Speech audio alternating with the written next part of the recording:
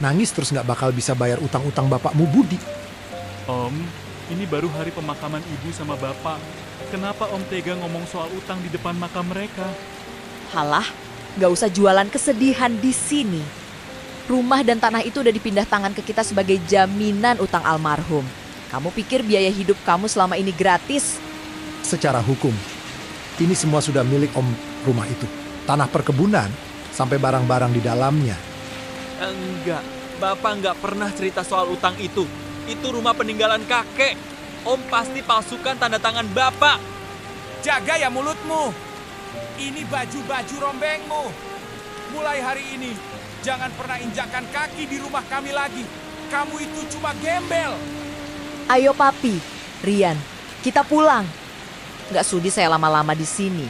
Bau lumpur dan bau orang miskin. Sadar diri Budi, orang lemah dan miskin seperti kamu nggak punya tempat di dunia ini.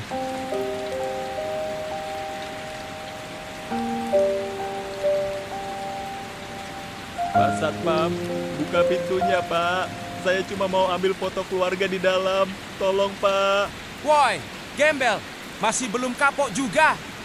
Kan udah dibilang, rumah ini bukan punya keluarga lu lagi. Rian, gue nggak butuh harta kalian. Gue cuma mau ambil foto ibu sama bapak di ruang tamu. Cuma itu.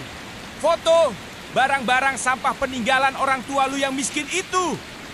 Rian, tolong. Cuma itu kenangan yang gue punya. Kasih ke gue. Lu mau ini? Ambil nih. Rian, apa-apaan lu? Ups, tangan gue licin.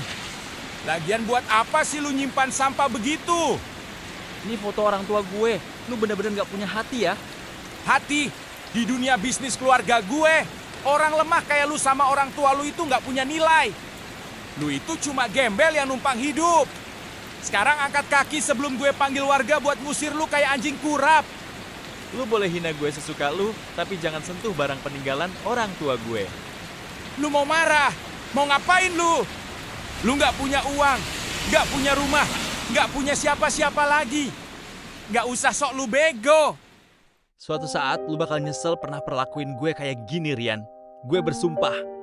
Bacot, nanti kalau lu udah jadi pengemis sukses di jalanan, baru lu boleh balik lagi ke sini. Gue bakal ambil balik semuanya, semua yang udah kalian curi dari keluarga gue. Budi, itu beneran lu kan? Bud, lu dari mana aja? Gue cariin lu dari tadi di pemakaman, tapi lu udah nggak ada. Lu ngapain di sini, Dan? Gue khawatir sama lu. Astaga, badan lu dingin banget, baju lu basah semua. Tangan lu kenapa bisa gitu sih, Bud? Gue nggak apa-apa. Lu mending pulang aja, Dan. Nanti baju lu ikut kotor. Lu ngomong apa sih? Kita sahabat dari kecil. Lu pikir gue tega ngebiarin lu sendirian di jalanan kayak gini? Gue udah nggak punya apa-apa lagi, Dan. Rumah, harta, semuanya udah direbut sama Om Hendra. Gue cuma beban buat siapapun sekarang. Lu bukan beban. Om Hendra sama Rian itu emang iblis. Gue denger semua berita soal pembagian warisan itu. Itu nggak masuk akal. Tapi secara hukum mereka yang menang. Gue nggak punya uang buat ngelawan, Dan. Gue kalah. Lu nggak kalah, Bud. Lu cuma lagi jatuh.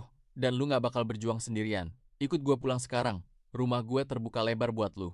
Tapi bokap lu, beliau pengusaha sukses, Dan. Gue nggak mau ngerepotin keluarga lu. Bokap gue tahu siapa lu. Beliau tahu lu pinter, lu selalu dapat peringkat 1 di sekolah. Bokap gue justru yang nyuruh gue cari lu. Gue bingung harus balas kebaikan lu pakai apa, Dan. Lu nggak usah balas apa-apa sekarang. Yang lu butuhin cuma tempat tinggal dan kesempatan buat bangkit. Gue janji, Dan. Gue nggak akan nyanyain kesempatan ini. Gue percaya sama lu. Yuk berdiri, kita susun rencana buat balas perlakuan mereka.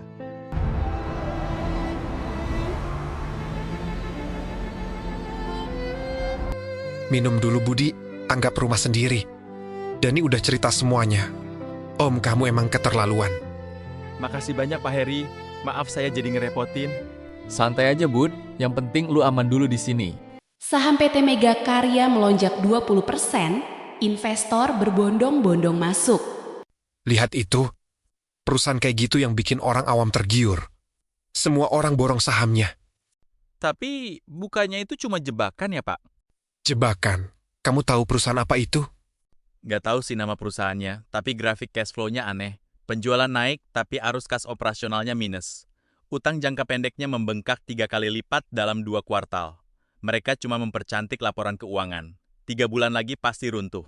Kamu bisa baca laporan keuangan secepat itu cuma dari running text di TV. Lah, kan Budi emang gila matematika ya? Dulu buku bacaannya bukan komik, tapi buku-buku analisis saham tua milik almarhum bokapnya. Pamanmu merebut rumah dan tanahmu, Budi. Tapi dia nggak tahu kalau peninggalan terbesar ayahmu ada di dalam kepalamu. Ayah selalu ngajarin saya baca angka, Pak, supaya nggak gampang dibohongi orang. Tapi ternyata, ayah sendiri yang dibohongi Om Hendra. Kalau begitu, pakai ilmu dari ayahmu untuk ambil balik hakmu. Saya siapkan modal dan fasilitasnya. Kamu yang eksekusi. Nah, saatnya kita bikin paman lu nyesel udah buang lu ke lumpur.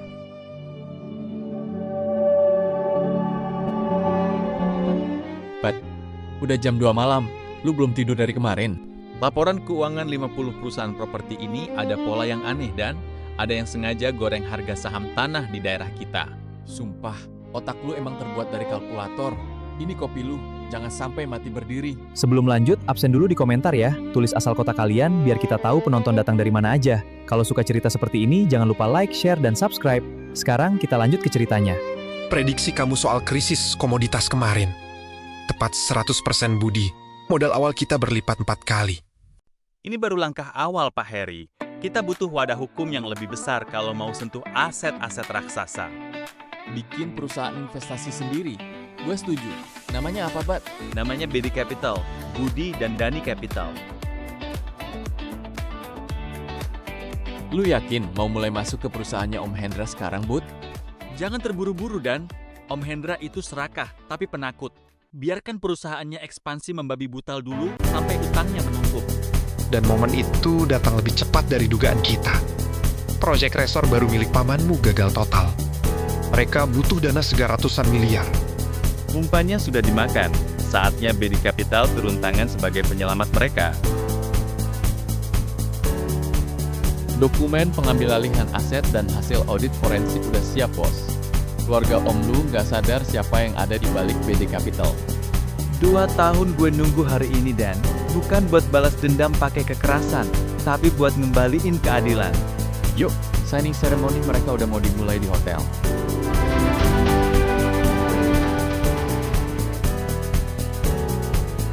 Laporan analisis minggu ini selesai, Bud. PT Graha Palma milik Om Lu resmi gagal bayar obligasi tahap pertama. Berapa total defisit kas mereka sekarang? 60 miliar. Kalau dalam 3 minggu nggak dapat suntikan dana segar, seluruh aset jaminan mereka bakal disita bank. Pak Budi, tim hukum kita sudah mengonfirmasi. Rumah leluhur dan sertifikat tanah peninggalan orang tua Anda dijadikan agunan tambahan secara ilegal oleh Om Anda. Berarti mereka makin panik. Orang panik yang serakah pasti ambil keputusan tanpa berpikir panjang. Direktur keuangan mereka dari kemarin terus-terusan telepon sekretaris kita, Mbak. Mereka ngemis-ngemis mau ketemu investor dari BD Capital. Bagus. Kirim surat penawaran resmi dari BD Capital hari ini. Baik, Pak. Atas nama siapa surat perjanjian awal ini kita terbitkan? Tetap gunakan nama Dani sebagai direktur utama. Semua dokumen transaksi harus lewat penasihat hukum independen kita. Lu bener-bener mau tetap jadi shadow investor sampai menit terakhir, buat? Kesombongan Om Hendra itu benteng terbesarnya, Dan. Kalau dia tahu gue di balik BD Capital, dia bakal cari cara curang lain buat kabur. Tapi kalau dia pikir BD Capital itu cuma investor asing yang buta sejarah keluarganya, dia bakal serahkan semua aset itu dengan senang hati. Tepat. Pastikan syarat utamanya tegas. BD Capital menyuntikkan dana 100 miliar. Tapi seluruh audit keuangan dan sertifikat aset harus diserahkan secara mutlak. Dan saat syarat itu ditandatangani, leher mereka resmi masuk ke perangkap hukum yang mereka bikin sendiri. Jadwalkan acara penandatanganan kesepakatan 2 hari lagi. Minta mereka bikin signing ceremony yang paling megah. Supaya apa, Bud? Supaya makin tinggi mereka terbang, makin keras jatuhnya.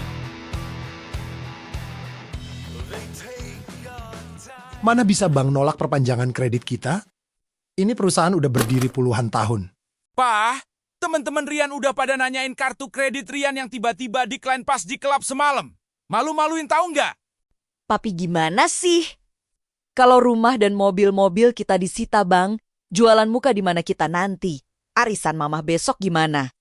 Diam kalian berdua. Pikir kalian papa nggak pusing apa? Ini gara-gara proyek resor kemarin mangkrak.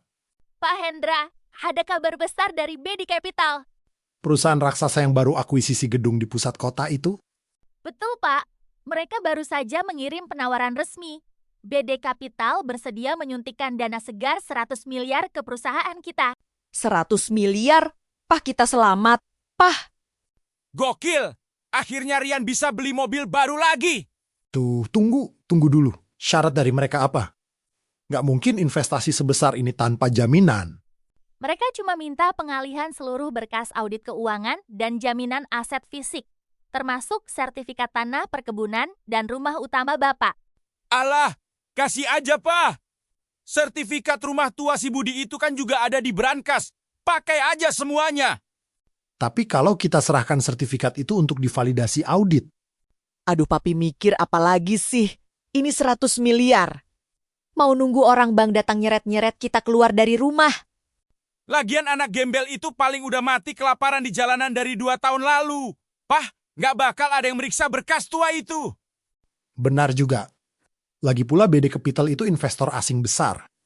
Mana sempat mereka meriksa silsilah sertifikat tua itu satu persatu. Jadi bagaimana, Pak? Pihak BD Capital minta konfirmasi untuk acara signing ceremony lusa di Ballroom Hotel Imperial.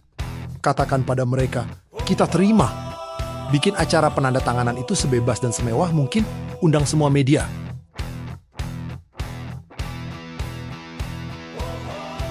Mohon diperiksa kembali Pak Hendra. Dengan menandatangani ini, seluruh sertifikat jaminan dan laporan audit 5 tahun terakhir akan langsung masuk ke sistem verifikasi hukum BD Capital. Halah Mas, udah tanda tangan aja Papi. Kebanyakan diperiksa nanti investornya berubah pikiran loh. Iya, Pak. Cepetan tanda tangan. Rian udah selesain pemesanan DP mobil sport baru nih. Pengacara muda. Di dunia bisnis itu yang penting modal masuk. Syarat-syarat formalitas begini mahal biasa. Baik, seluruh hak verifikasi aset dan penelusuran rekam jejak kepemilikan kini resmi berpindah ke BD Capital. Bilang sama jajaran direksi BD Capital, Pak Hendra sangat berterima kasih.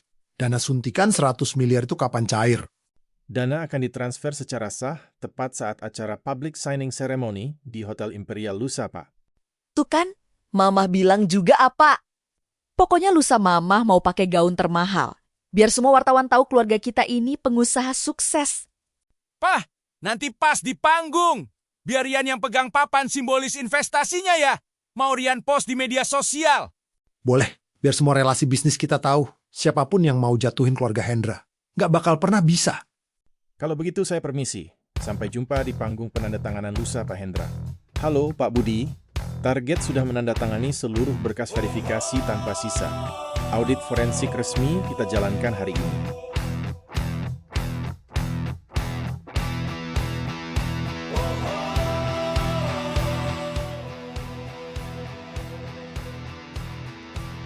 Pak Hendra, bagaimana perasaan Anda setelah berhasil menggait investasi sebesar 100 miliar rupiah dari BD Capital?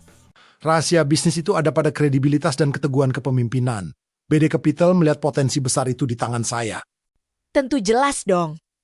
Keluarga kami ini dari dulu kan memang berkelas dan punya rekam jejak bisnis yang bersih. Pak Hendra, ada rumor bahwa perusahaan Anda sempat nyaris bangkrut karena utang dan sengketa lahan perkebunan. Bagaimana tanggapannya? Rumor dari gembel iri itu. Bisnis keluarga kami itu solid. Yang nggak punya modal mending diam aja. Nggak usah ngatur orang sukses. Sudah, tidak usah bahas rumor sampah. Hari ini adalah pembuktian bahwa keluarga Hendra tidak akan pernah bisa ditumbangkan oleh siapapun. Sumpah, tingkat kesombongan mereka makin gak tertolong. Gue udah gak sabar ngelihat mukanya berubah pucat. Semakin tinggi seseorang membusungkan dada, semakin sakit saat dia dihantam ke tanah. Hadirin sekalian, media, dan para undangan yang terhormat, tiba saatnya kita memasuki momen puncak. Mari kita sambut pimpinan utama dan pemilik tunggal dari BD Capital. Siap-siap Rian, senyum yang lebar ke kamera. Mulai hari ini, nama keluarga kita bakal ada di barisan teratas pengusaha Indonesia. Selamat datang Bapak Budi Pratama.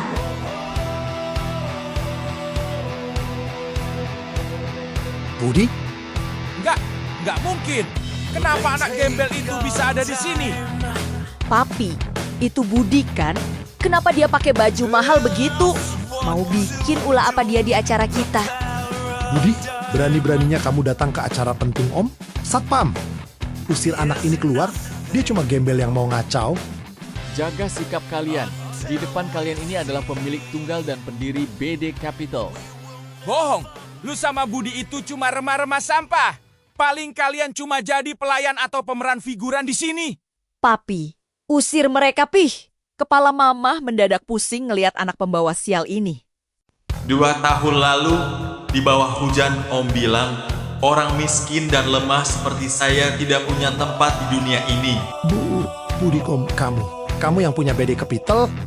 Hari ini, saya berdiri di sini bukan sebagai anak yang Om buang ke lumpur, tapi sebagai pemilik sah dari seluruh investasi yang baru saja Om tanda tangani. Pak Polisi, silakan masuk. Budi, apa-apaan ini? Kamu mau fitnah Om di depan umum? 2 tahun lalu, Om memalsukan tanda tangan almarhum Bapak untuk merebut rumah leluhur dan sertifikat tanah keluarga saya. Bohong, jangan percaya sama gembel ini. Dia cuma iri sama kekayaan kita. Ini hasil audit forensik independen dan verifikasi tanda tangan dari kepolisian. Semua tanda tangan di atas surat utang ayah Budi 100% palsu dan dibuat oleh Hendra 2 minggu sebelum almarhum wafat. Pah, jawab Pah. Bilang ke mereka kalau itu nggak bener. Ini semua konspirasi. Saya ini mitra bisnis BD Capital. Kami baru saja menandatangani kerja sama 100 miliar. Kesepakatan yang Om tanda tangani sejam yang lalu adalah perjanjian pengalihan seluruh hak pemeriksaan audit aset. Saudara Hendra, atas dasar bukti pemalsuan dokumen, penggelapan aset, dan penipuan terstruktur yang diserahkan pihak BD Capital, Anda resmi kami tahan. Enggak, Papi nggak boleh ditahan. Rian, lakukan sesuatu Rian. Budi Bet, tolong Bet, kita kan sepupu. Jangan giniin kita Bet. Sepupu, saat kalian lempar foto orang tua gue ke lumpur dan ninjak-ninjaknya di depan gerbang, kalian pernah ingat kalau kita keluarga? Gue minta maaf Bet. Gue ngaku salah. Tolong cabut laporannya, Bul. Hukum tidak mengenal kata maaf yang terlambat, Rian. Budi, kamu sengaja jebak Om dari awal kan? Kamu iblis Budi. Om yang menggali lubang itu sendiri dengan keserakahan Om. Saya hanya menyerahkan sekopnya. Jangan sentuh mobil gue. Lu tahu nggak ini harganya berapa? Rumah dan seluruh aset di dalam properti ini resmi disita oleh negara atas perintah pengadilan dan akan dikembalikan kepada pemilik sah. Mohon kooperatif. Nggak mau. Ini rumah saya. Saya nggak mau tidur di jalanan. Rian, usir orang-orang ini. Bet, Budi, tolong Bet. Kasihanin mama gue. Jangan ambil rumah ini. Bet. Rumah ini dibeli pakai uang hasil memeras darah dan air mata orang tua gue, Rian. Budi, Tante mohon, Tante yang salah. Jangan biarkan Tante sama Rian jadi pengemis. Waktu saya berlutut di lumpur di depan makam ibu sama bapak, apa Tante sama Rian ada kasihan sedikit aja sama saya? Gue hilaf, Bud. Gue janji bakal jadi suruhan lu. Gue bakal kerja apa aja buat lu. Asal jangan usir kita. Bukannya lu dulu yang bilang kalau orang lemah kayak Budi itu kotoran yang pantas diusir kayak anjing kurap, Rian? Gue salah. Dan gue bener-bener salah. Pak Budi, seluruh dokumen pengalihan kepemilikan dan penyitaan aset sudah selesai disahkan. Rumah leluhur dan seluruh perkebunan kini 100% kembali atas nama Budi Pratama. Bagus, biarkan mereka bawa baju yang melekat di badan saja, sesuai dengan apa yang mereka tinggalkan buat saya 2 tahun lalu. Budi, kamu tega banget sama tante kamu sendiri. Kamu bakal kualat? Kualat itu nama lain dari karma, Tante. Dan hari ini, karma Tante sudah lunas. Dunia mungkin seringkali memihak pada mereka yang memiliki kekuasaan dan uang. Namun ingatlah, keserakahan adalah satu-satunya racun yang paling lambat membunuh pemiliknya. Saat kamu meremehkan seseorang yang berada di titik terendah, kamu sedang lupa bahwa roda kehidupan tidak pernah berhenti berputar. Jangan gunakan kecerdasanmu untuk menjatuhkan, dan jangan biarkan kejatuhanmu membuatmu menyerah. Sebab pada akhirnya, karma tidak pernah salah alamat, dan keadilan akan selalu menemukan jalannya. Keserakahan akan selalu hancur di tangan keadilan dan karma tak pernah salah alamat. Terima kasih sudah menonton.